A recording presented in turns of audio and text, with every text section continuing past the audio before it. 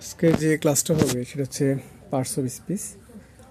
আর noun pronoun আমাদের সম্পূর্ণ শেষ হয়ে গেছে। আজকে আমরা যে অ্যাডজেক্টিভগুলো পড়বো, অ্যাডজেক্টিভ হচ্ছে যে ওয়ার্ড দ্বারা নাউন বা প্রোনাউনের দোষ, গুণ, সংখ্যা, অবস্থা, পরিমাপ বোঝায় তাকে অ্যাডজেক্টিভ বলে। সেন্টেন্সে অ্যাডজেক্টিভ চেনার উপায়: নাউন বা প্রোনাউনকে কেমন বা কীরকম দ্বারা প্রশ্ন করলে যে উত্তর পাওয়া যায় তাকে অ্যাডজেক্টিভ বলে। কেমন বা কীরকম দ্বারা প্রশ্ন করলে যে উত্তর পাওয়া যায় তাকে অ্যাডজেক্টিভ বলে। যেমন he is a good boy, আমি যদি বলি ছেলেটা কেমন, ছেলেটি কেমন, তুমি বলবো যে ভালো, তাহলে যে ভালো যে উত্তরটা পাওয়া গেলো সেটা অ্যাডজেক্টিভ, মানে গুড।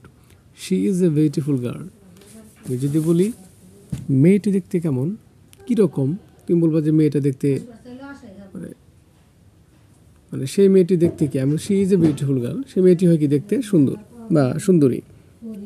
আমি যদি বলি মেয়েটা দেখতে কীরকম, তুমি বলবা সুন্দরী। উত্তরে যেটা পাওয়া গেল, উত্তর পাওয়া যায় তাকে অ্যাডজেক্টিভ বলে, অর্থাৎ উত্তর হলো সুন্দরী মানে বিউটিফুল।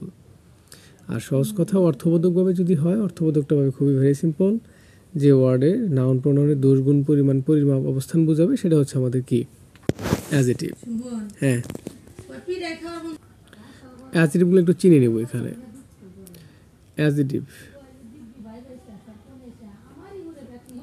অ্যাডজেক্টিভ বিশেষণ বা গুণবাচক শব্দ, এর চার প্রকার। অ্যাডজেক্টিভ অফ কোয়ালিটি মানে ধরন, আমরা বলি না যে এই ধরনের কেমন, গরিব মানে একটা ধরন, গরিব।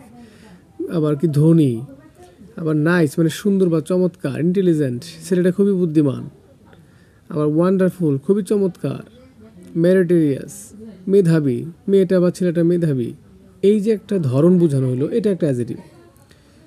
এরকম ধরন বুঝালে অ্যাডজেক্টিভ হবে। অ্যাডজেক্টিভ অফ কোয়ান্টিটি মানে পরিমাণ, পরিমাণ যদি বুঝায়, সাম কিছু, লিটল ছোট, অ্যানি যে কোনো, হাফ অর্ধেক, হোল হাফ, ফুল সম্পূর্ণ, হিউজ বিশাল। এটা একটা কি পরিমাণ বুঝাইছে, যদি পরিমাণ বোঝায় সেটা adjective. Adjective of number, one এক, সেকেন্ড, সিঙ্গল, ডাবল, এই সমস্ত কথার কথা একটা আছে যে এগুলো যদি সেন্টেন্সের শুরুতে হয় ওয়ান, তাহলে কিন্তু সেটা অ্যাডজেক্টিভ না।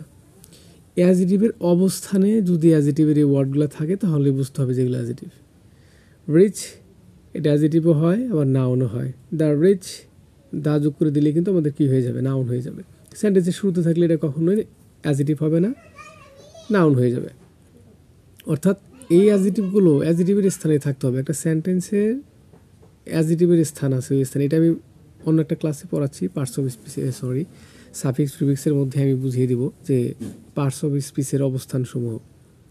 হ্যাঁ, অ্যাডজেক্টিভ চেনারও একটা এটা মুখস্থ বিদ্যা। তারপরে অ্যাডজেক্টিভ চেনার জন্য কিছু ট্রিক্স শেখাচ্ছি, যে ট্রিক্সটাকে তোমাকে খুব সহজতর করে দিবে। যে অর্থ ছাড়াও আমরা যেগুলো পড়লাম এটা সাধারণত অর্থের উপর ডিপেন্ড করে অ্যাডজেক্টিভ চেনা হয়। আর অ্যাডজেক্টিভ ডিপেন্ড ছাড়াও, অর্থাৎ অর্থ ছাড়াও, যদি তুমি অর্থ না বুঝো, কিছু একটা ওয়ার্ডের শেষে কিছু ওয়ার্ড, যে ফুল, এই সমস্ত কিছু ওয়ার্ড আছে, তো এগুলো শেখানো হচ্ছে। এগুলো যদি তুমি শিখে রাখো তাহলে তুমি অর্থবোধক না হলেও, অর্থ না বুঝলেও, তুমি সেটা শেষের ওয়ার্ড মানে সাফিক্স দেখে তুমি বুঝতে পারবা যে এটা সাফিক্স, সরি এটা অ্যাডজেক্টিভ। শেষের সাফিক্স ওয়ার্ডটা দেখে তুমি বুঝতে পারবা যে এটা অ্যাডজেক্টিভ। এখন কথা হলো, তবু এগুলো কোথায় থাকতে হয়, একটা অ্যাডজেক্টিভের অবস্থান।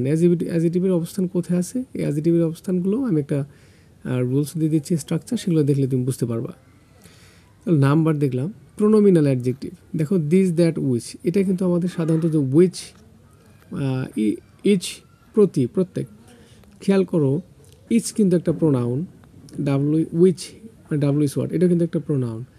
এখন উইচ, এখন আমি যদি বলতাম ওয়াচ বা হু, এই সমস্ত শব্দগুলো কিন্তু প্রোনোমিনাল অ্যাডজেক্টিভ, কিন্তু এগুলো কিন্তু আমাদের প্রোনাউন হয়। প্রোনাউনটা কি, একবার হচ্ছে রিলেটিভ প্রোনাউন, যদি এই ডাব্লিউএস ওয়ার্ডটা সেন্টেন্সের মাঝে থাকে তাহলে রিলেটিভ প্রোনাউন। এই ডাব্লিউএস ওয়ার্ডটা যদি সেন্টেন্সের শুরুতে থাকে তাহলে হচ্ছে আমাদের ইন্টারোগেটিভ প্রোনাউন। সেন্টেন্সের মাঝে থাকলে রিলেটিভ প্রোনাউন, যেটা কনজাংশন হিসেবেও কাজ করে মাঝে মধ্যে। আবার এটা এই ডাব্লিউএস ওয়ার্ডটা যদি সেন্টেন্সের শুরুতে থাকে, সেন্টেন্সের শুরুতে থাকলে বুঝতে হবে এটা হচ্ছে ইন্টারোগেটিভ প্রোনাউন। কিন্তু এখানে প্রোনোমিনাল অ্যাডজেক্টিভ বললাম, ওই যে একটা কথা বললাম যে এই ওয়ার্ডগুলো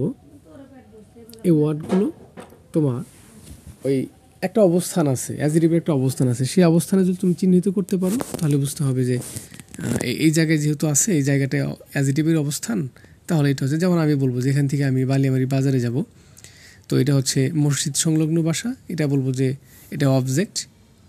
আর সামনে হচ্ছে আমাদের একটা দোকান, সেই দোকানটা হচ্ছে অ্যাডজেক্টিভ। দোকানের পরে হচ্ছে আমাদের বাজার বা বাজার, সেটা হচ্ছে আমাদের সাবজেক্ট, মানে উল্টা দিক থেকে।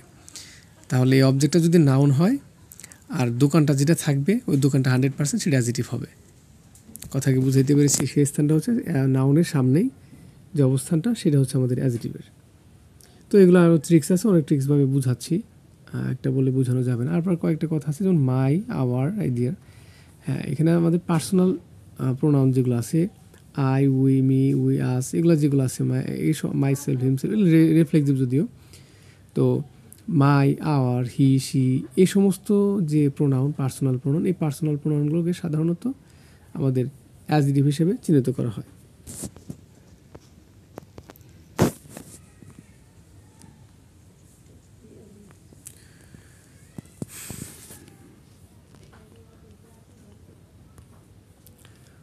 ভার্বটাকে আমার একটু পিডিএফ সাজাইতে প্রবলেম হয়েছে, তারপরে দেখাই যে প্রথমত ভার্বকে দুভাগে বিভক্ত করা যায়, ফিনিট ভার্ব, নন ফিনিট ভার্ব। ফিনিট ভার্ব হচ্ছে প্রিন্সিপাল ভার্ব ও অক্সিলারি ভার্ব।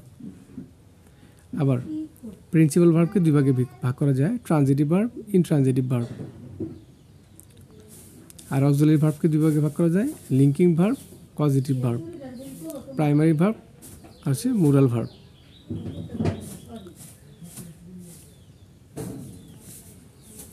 রেগুলার, ইরেগুলার, আবার regular, irregular.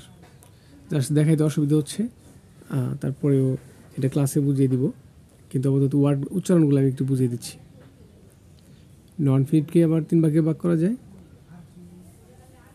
Gerund, participle, indefinite, infinite. Gerund, participle, infinite, infinitive যেটাকে বলা হয় ইনফিনিটিভ। এখন জিরান কি আমি তোমাদেরকে বুঝিয়েছি, অবশ্যই পার্টিসিপলও বুঝিয়েছি, ইনফিনিটিভও বুঝিয়েছি।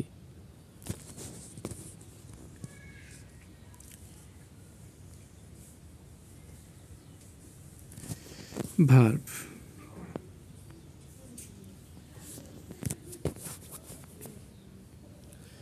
যে শব্দ বা ওয়ার্ড দ্বারা কোনো কিছু করা, থাকা বা হওয়াকে বোঝায় তাকে ভার্ব বলে। অর্থাৎ কোনো কিছু করার নামই হচ্ছে কি, কাজের নামটা হচ্ছে ভার্ব।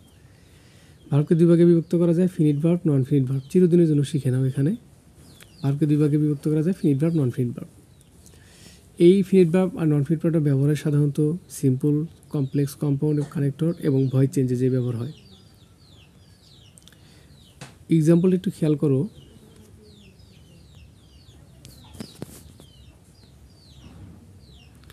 এক্সাম্পলটা একটু খেয়াল করো, নিচের উদাহরণটি পড়ো।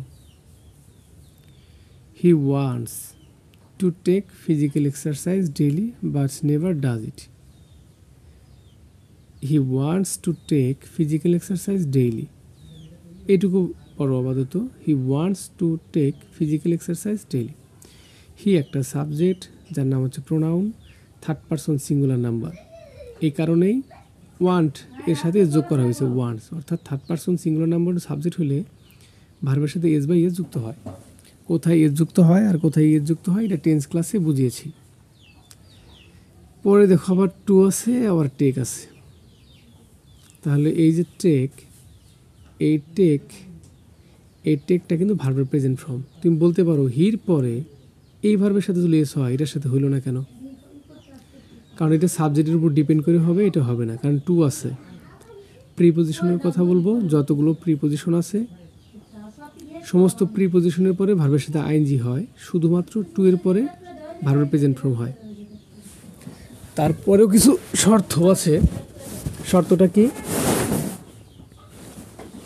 শর্তটা হচ্ছে যে উইথ এ ভিউ টু, এ সমস্ত কিছু ফ্রেশ আছে, এ সমস্ত ফ্রেশের পরে with a view to, with a view to এই শব্দটা থাকলে পরে ভার্বের সাথে আইএনজি করতে হবে। এটা রাইট ফর্ম ভার্ব ক্লাসগুলো করে নিও, তাহলে তুমি বুঝতে পারবা কোন কোন প্রিপোজিশনের পরে আইএনজি যুক্ত হয়। আবারও বলি, সকল প্রিপোজিশনের পরে ভার্বের সাথে আইএনজি হয়, সকল ভার্বের পরে টু এর পরে ভার্বের সাথে আইএনজি হয়, শুধুমাত্র প্রিপোজিশন টু থাকলেই টুর পরে ভার্বের প্রেজেন্ট ফর্ম হয়। তবে টু থাকা সত্ত্বেও ভার্বের সাথে আইএনজি হয়, সেটা হচ্ছে উইথ এ ভিউ টু। এই শব্দটা থাকলে ভার্বের সাথে আইএনজি করতে হয়। ওকে, যেটা বুঝাচ্ছিলাম, তাহলে উপরে সেন্টেন্সে ওয়ান্স এবং টেক দুটি ভার্ব কিন্তু ওয়ান্সের সাথে যুক্ত হলেও টেকের সাথে হয়নি। এর কারণ হলো ওয়ান্স ভার্বটি তার সাবজেক্ট হি এর পার্সন, নাম্বার ও টেন্স অনুসারে হলেও টেক সেই অনুযায়ী হয়নি। এখানে ভিন্ন সাবজেক্ট এবং ভিন্ন টেন্স হলেও টেকের কোনো পরিবর্তন হতো না। অর্থাৎ এটা বোঝানো হয়েছে যে টু যেখানে থাকবে, টুর পরে যদি ভার্বটা থাকে সেটা প্রেজেন্ট ফর্ম হবে। তার মানে এই টু এর পরে ভার্বটা সাবজেক্টের উপর ডিপেন্ড করে হবে না। তার মানে এটা হচ্ছে ইনফিনিটিভ।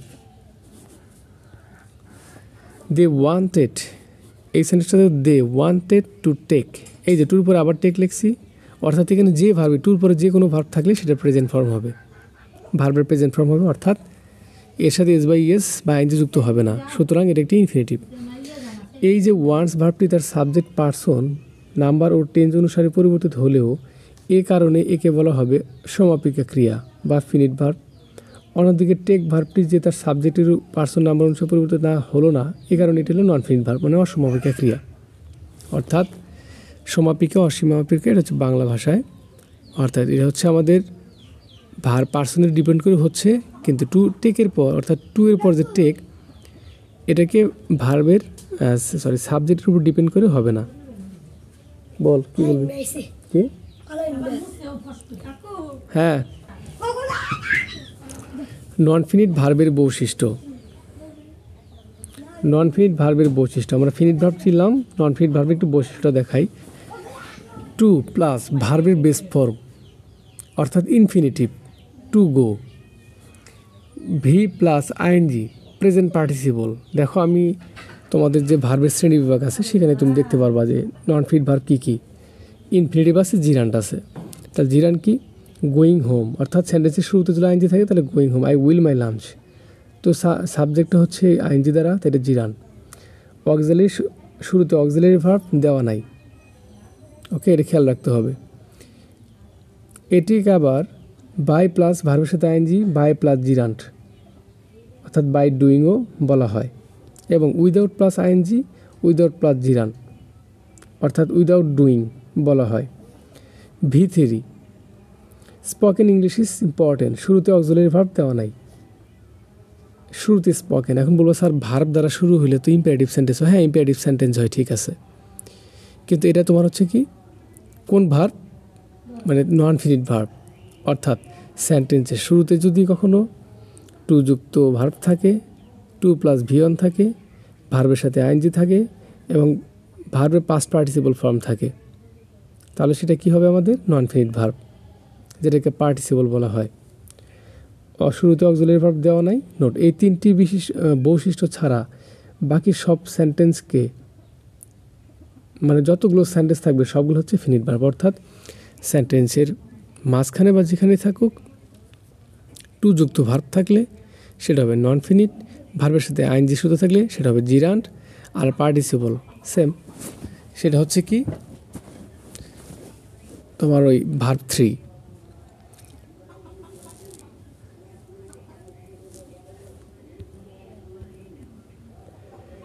এখন দেখাবো প্রিন্সিপাল ভার্ব কি। যে ভার্ব অন্য কোনো ভার্বের সহায়তায় ব্যতীত স্বাধীনভাবে সম্পূর্ণ অর্থ প্রকাশ করতে পারে তাকে বলা হয় প্রিন্সিপাল ভার্ব।